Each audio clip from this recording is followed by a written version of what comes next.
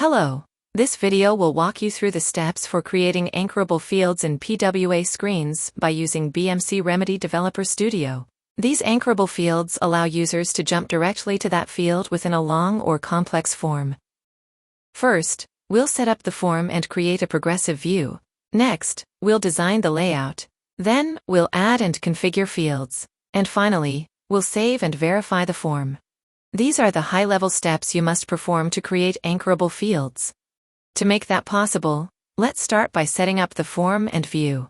In Developer Studio, start by creating a new regular form.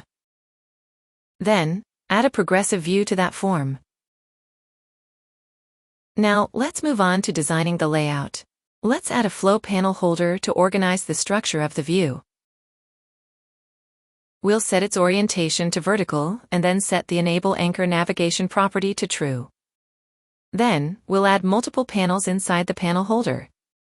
Now, let's add and configure fields. We will insert a character field into the panel we created earlier,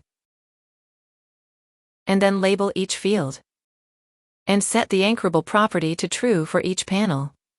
Finally, let's save and verify the form. Save your changes in Developer Studio and open the form in a browser to test the anchor functionality. You can use anchor navigation for any application screens where there is a long scroll. For more information, click the link in the description to visit our product documentation. Thank you for watching.